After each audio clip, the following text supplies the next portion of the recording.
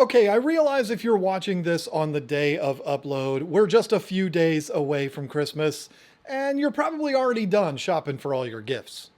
Well, that doesn't matter because this video applies to all gift-giving situations or holidays: Christmas, birthdays, anniversaries, even Valentine's Day.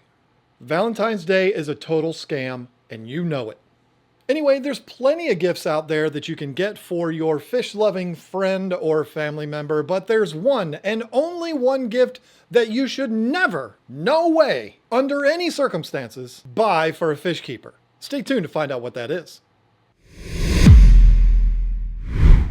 Whether you're keeping small nano tanks or a big high-tech planted tank, fish keeping is an expensive hobby. So whenever you can relieve a little of that expense, believe me, your aquarium-loving person in your life will appreciate it. Think about the everyday things that we all use. That's what you should be giving as gifts. Things like food, chemicals, and fertilizers are things we all use every single day. So these should be the first things on your list as gifts or even stocking stuffers. Look in your friend or loved one's fish cabinet and see what they're feeding. Maybe you end up finding a few of these small cans of flakes. Well, buy them the big one. If the small cans are all they can afford, getting a big can of fish food is going to be an absolute game changer. I mean, some people can feed their fish for 6 months with one of the big cans. Look me in the eyes and tell me if someone bought you 6 months worth of fish food, you wouldn't consider that to be one of the best gifts ever. If you say no, you're a liar.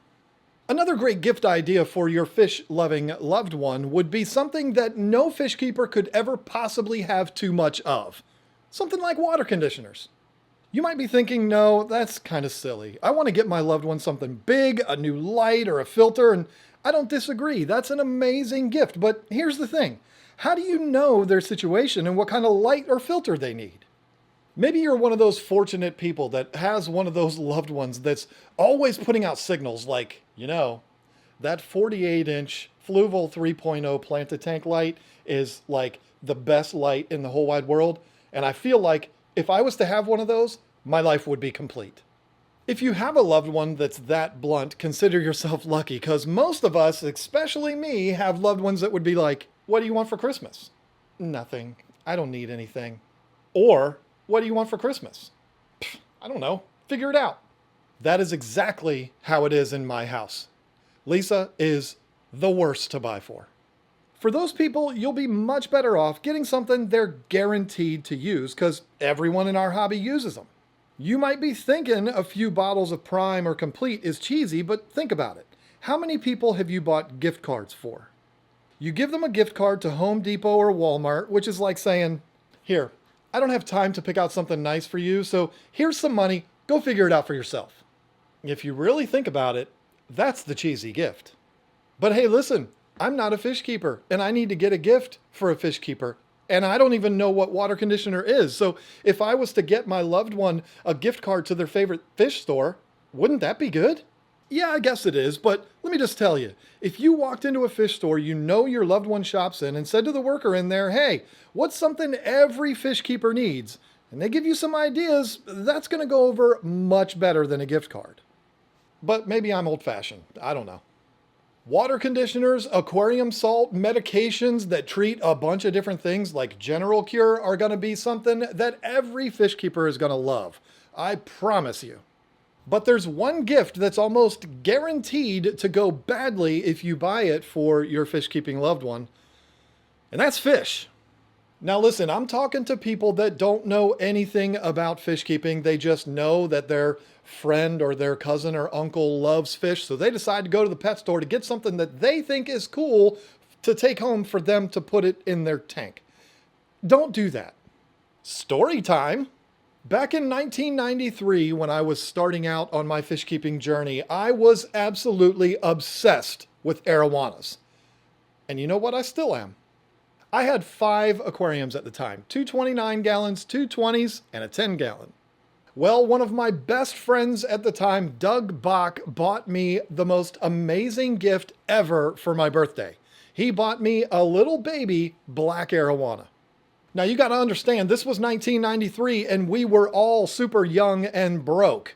And this fish, a black arowana, even back then was still like $100 fish. You have no idea how much it meant to me that he bought that fish for me. It was seriously the best gift I've ever received, probably still to this day. No, Lisa bought me a Dodge Ram in 2010. That was a pretty big deal too. I take back what I said about her being difficult to buy for. She's an angel. But there was a problem with this gift. A big problem. Well, two problems, really. The first is, I didn't know what I was doing. And the second problem was, this fish was tiny, but it wasn't going to stay that way for long. And I didn't have anywhere to put it. It was 9 o'clock at night when he gave me this fish, and I had to find somewhere to put it, at least for the night.